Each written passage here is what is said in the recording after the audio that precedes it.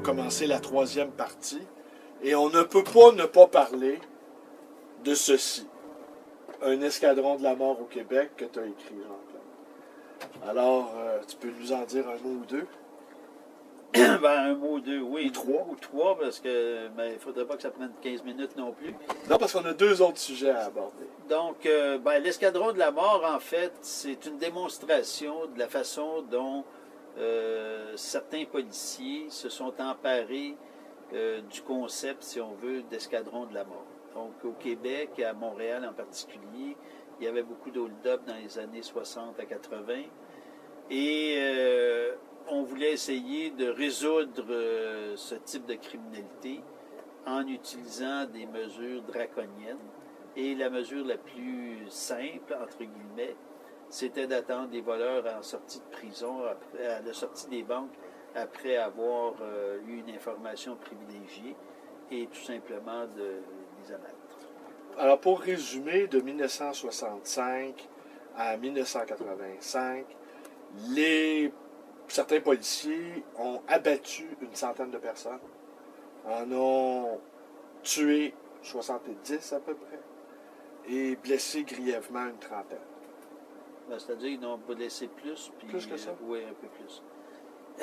Oui, c'est ça. C'est que c'était la stratégie d'attendre des gunmen à la sortie des banques pour tirer dessus et prétendre que leur vie est en danger. Mais comme les policiers étaient informés d'avance, donc ils se positionnaient de manière à justement éviter d'être victimes de tirs. Et au lieu de prévenir les interventions, c'est-à-dire d'arrêter les voleurs avant qu'ils entrent dans la banque, ils attendaient qu'ils sortent. Bien sûr. Et ça, ben, en fait, ce que relate ce livre-là, c'est une recension minutieuse de toutes ces exactions policières. Mais ce qui est le plus pertinent, le plus intéressant, c'est que la démonstration qui est faite est à partir des propos des policiers. Contrairement aujourd'hui où les policiers ne parlent plus, mais ce sont les agents de communication qui interviennent pour les corps de police, à l'époque, les policiers étaient très fiers de faire part de leur travail. Donc, expliquaient ce qui s'était passé, expliquaient comment ils fonctionnaient, décrivaient une partie des événements. Et alors, à la lecture d'une multitude d'articles concernant chacun de ces cas, on a pu reconstituer la mise en place de cet escadron de la mort. On a pu, à partir des noms qui étaient cités dans les médias, voir qu'il y avait un noyau dur qui était maître d'œuvre et qui intervenait de manière fréquente et systématique. Ce livre-là, tu l'as porté d'une certaine façon pendant de nombreuses années. Tu y as réfléchi pendant longtemps. Hein? Il faut dire qu'à l'Office des droits des détenus, on s'est intéressé à la question de la police assez rapidement au cours des années 70. Et à l'époque, il y a eu un certain nombre de cas, justement, qui se sont produits. Il y a eu des enquêtes du coroner auxquelles on a participé aussi. Donc, on a accumulé un certain nombre d'interventions, c'est-à-dire un certain nombre d'informations sur ces interventions, des coupures de presse. Et aussi, on a rédigé des mémoires pour faire valoir au niveau des instances politiques, de la Commission des droits de la personne. Donc, on avait accumulé, là, disons, un embryon d'informations quand même assez important qui nous avait déjà amené à voir qu'il y avait eu une telle escouade qui existait. Mais, en fait, on avait quand même abordé la question sous une base assez superficielle, mais après avoir colligé et accumulé encore plus de documentation, bien, finalement, on en est venu à cette description, accompagnée aussi de commentaires, d'analyses à caractère politique, de liens avec le fonctionnement de l'appareil répressif de l'État. Donc, il y a cette histoire de la répression des hold-up, mais en même temps, il y a toute une perspective politique sous-jacente. Bien sûr, bien sûr, bien sûr. Ce qui nous ramène aux propos qu'on a tenus dans les vidéos ultérieures, précédentes. Il faut bien comprendre que, en fait, tout ce que j'ai abordé avait été fait avec une perspective politique plus ou moins présente et manifeste. Oui, puis ça, ben, tu vois, on va aborder un autre aspect. On va retracer le fil rouge, si je peux dire. Tu as toujours été militant, et ce militantisme-là a pris naissance très tôt. Tu es de Jean-Claude Bernal. Hein? T'es né de confession juive, si on peut dire. Oui, je suis juif, de parents juifs. T'es né de... Ouais, mais bon, juif non pratiquant. Non pratiquant. D'accord. Ça existe. Ben, je pense qu'il y en a pas mal, oui, effectivement. Je ne sais pas si c'est compliqué d'être juif non pratiquant ou pas. Je sais que d'être un catholique non pratiquant, ça pose aucun problème. Ben, être juif non pratiquant non plus, ça ne Ok. pose pas de problème. C'est pas. Ce qui est plus un problème, c'est la vision que les autres peuvent avoir de ce que c'est que le judaïsme, ce qui fait que ça a des répercussions sur ceux qui sont de confession juive ou qui s'identifient au judaïsme. Parce que, contrairement au catholicisme où il y a une hiérarchie très stricte, le judaïsme se présente comme étant une perspective plus ou moins individuelle, dans le sens que les croyances sont, disons, interprétables et que finalement, la liberté des pratiquants fait en sorte qu'ils peuvent choisir leur rabbin, par exemple, comme conseiller. Donc, on est dans une dynamique très, très différente. Mais quand on n'est pas pratiquant, finalement, je dirais que ça peut relever d'une certaine philosophie de la vie. Mais tu nous disais que une partie de ta famille a été exterminée dans les camps. Et que très tôt, ta mère t'a expliqué ce qui s'était passé. Oui, effectivement, de la famille de mon père était roumain. Sa famille immédiate a été exterminée dans les camps. Lui était au moment du déclenchement de la Seconde Guerre mondiale en Suisse, ce qui fait qu'il ne pouvait pas retourner en Roumanie, mais il a été déchu de sa nationalité. Donc, toute cette branche de ma famille a été exterminée effectivement, et ma mère a toujours considéré comme important de me faire connaître mes racines, mes origines, la réalité de notre famille. Et ça en faisait partie. Mais en même temps, c'était aussi dans une perspective comment je pourrais dire, de connaissance des choses sans avoir de récrimination nécessairement ou de rancune ou de développer une haine contre les Allemands, etc. Je comprends. Il n'y avait pas un souci de revendication, on va dire, et de prendre une revanche. Non, absolument De pas. prendre une revanche sur la vie. Non. C'était surtout d'abord de comprendre. De comprendre la réalité, de connaître la réalité et d'inscrire ça dans l'humanisme. Ma mère était une femme très, très humaniste, extrêmement respectueuse des autres, évidemment de moi aussi. Donc, j'ai été élevé dans un contexte de grand respect et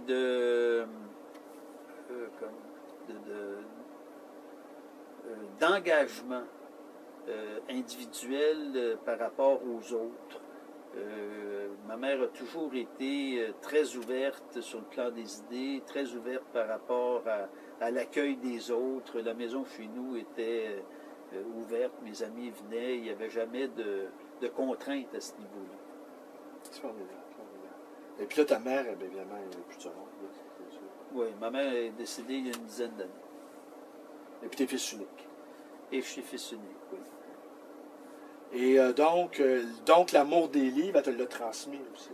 Oui, ma mère, comme les autres membres de sa famille, son père, sa mère, étaient des grands lecteurs. J'ai toujours vu ma mère avec un livre, tout le temps.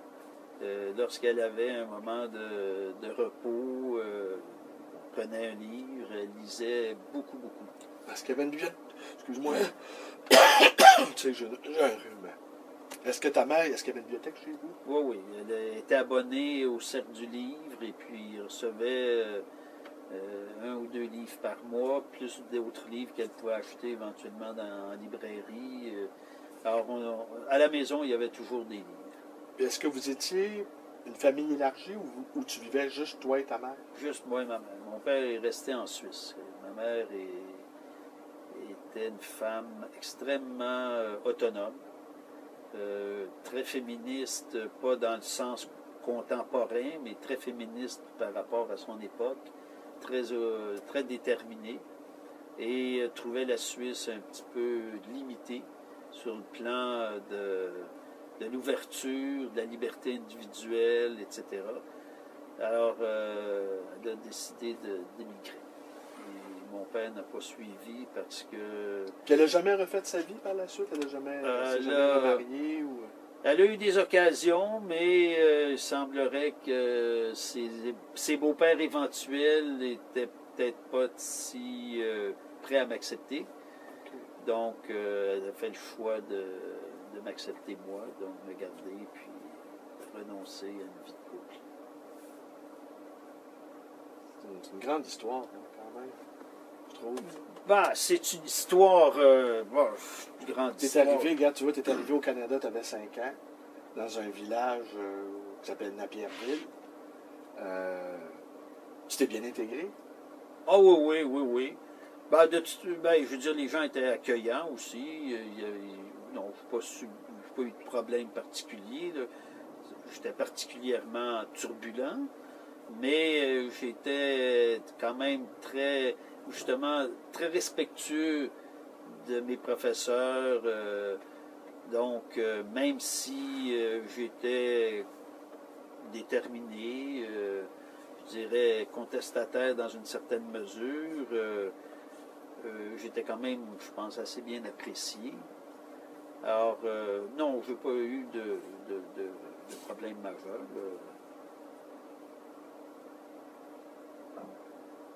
Ben moi, ça m'épate. Je trouve que c'est une histoire extraordinaire. Ben, peut-être, mais en tout cas, ce que je trouve intéressant, si on veut, c'est que, en fait, l'histoire de ma famille m'a amené à réfléchir sur la société, les rapports entre les gens, et aussi, ce qu'il faut que je reconnaisse, c'est que j'ai eu des très bons professeurs. Le médecin de Napierville était le président de la commission scolaire et il avait choisi des professeurs de très grande qualité. Et ces professeurs nous enseignaient avec beaucoup d'âme, d'amour de l'enseignement et en même temps nous permettaient de nous exprimer. Je me rappelle, on avait des débats sur la langue, sur l'avortement, sur la peine de mort, sur toutes sortes de questions sociales. Alors, je veux dire, ça nous a amenés à réfléchir, à développer des arguments, à avoir des positions. Alors, ça a été très, très formateur. Et puis, je me rappelle aussi que j'avais un professeur de sciences, encore comme j'étais assez présent dans les classes, je ne passais pas toujours inaperçu. Éventuellement, de temps en temps, j'avais des sanctions d'un ordre ou d'un autre.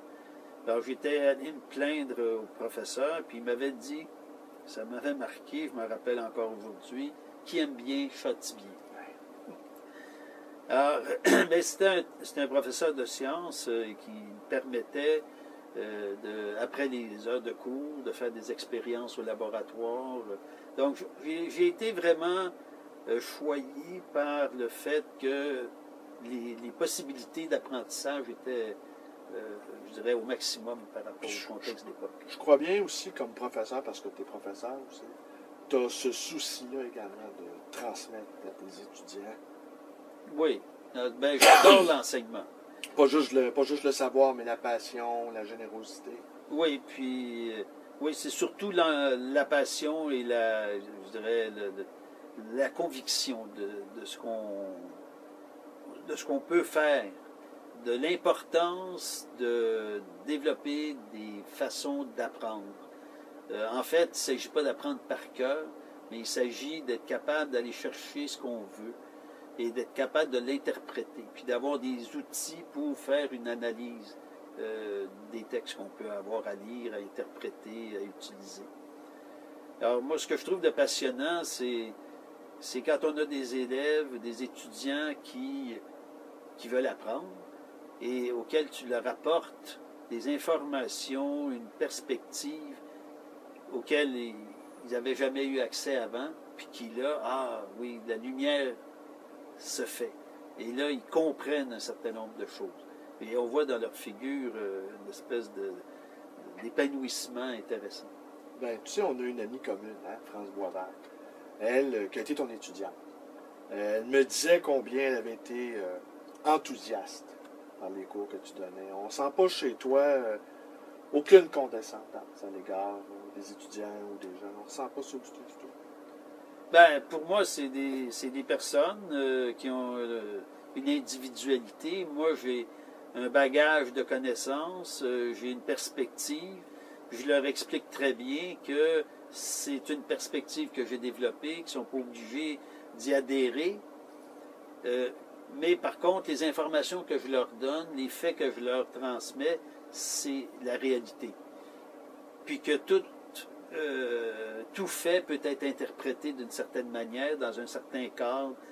Et c'est ça qu'il faut qu'ils apprennent à développer. C'est de trouver une perspective par rapport aux données qu'on peut leur donner, leur transmettre, puis de devenir suffisamment autonome pour continuer à compléter l'information qu'ils voudraient avoir.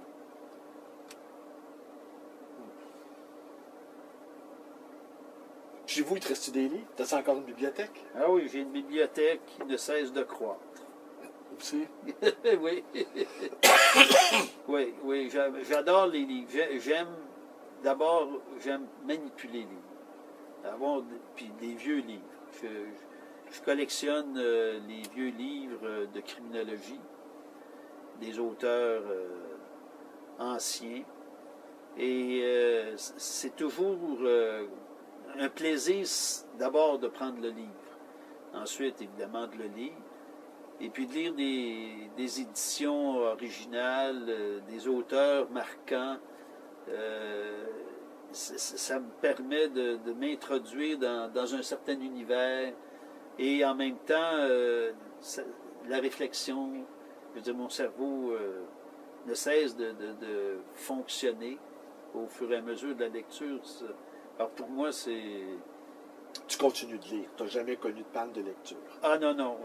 Ben, d'abord, j'ai toujours eu à lire pour l'enseignement, pour les recherches que j'ai faites, pour le travail que je faisais à l'office. Donc, j'ai lu des centaines de rapports, j'ai lu je ne sais pas combien de milliers de pages de médias, etc.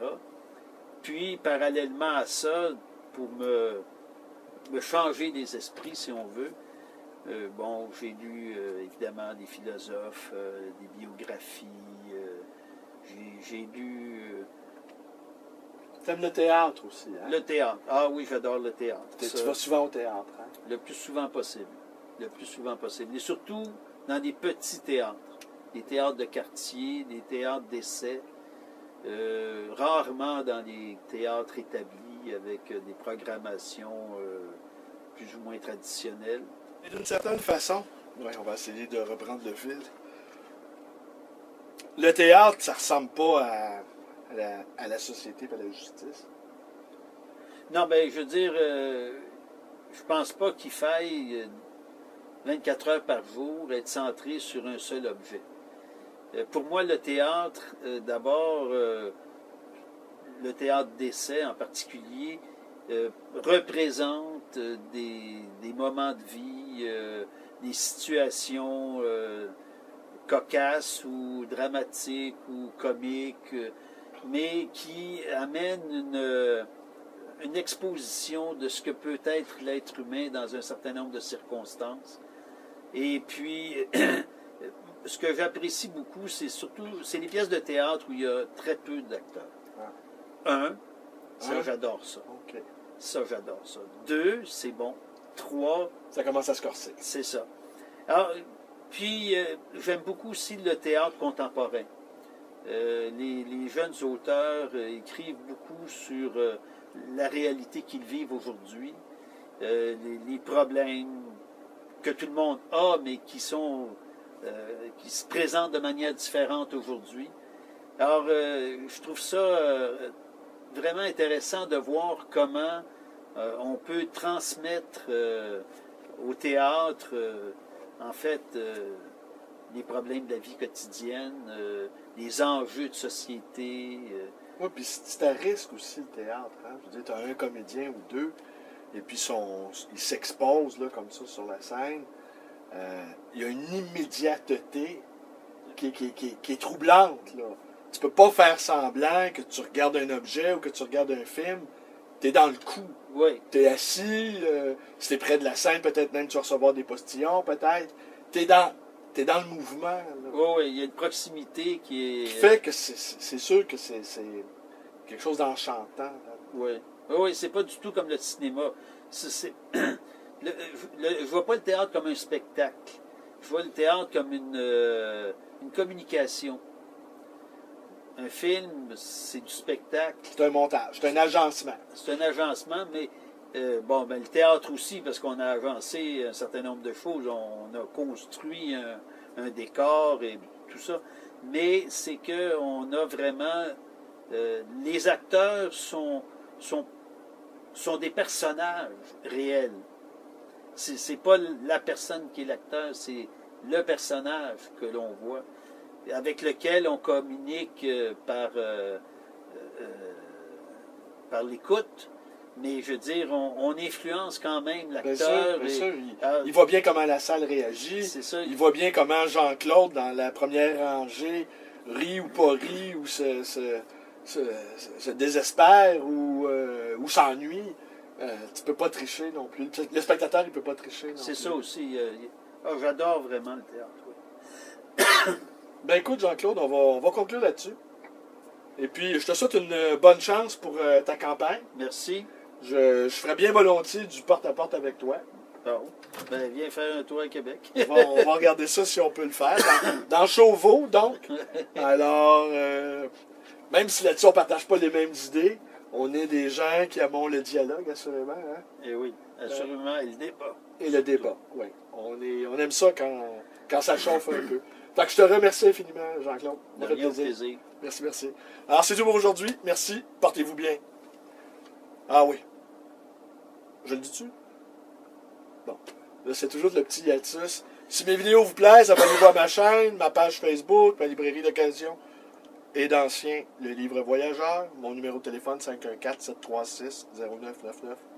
Je suis au bord de ma voix, là. J'ai un rhume qui devient de plus en plus effrayant. Cet hiver-là est effrayant. Un des pires que j'ai connus dans ma vie. Allez, portez-vous bien. Ciao.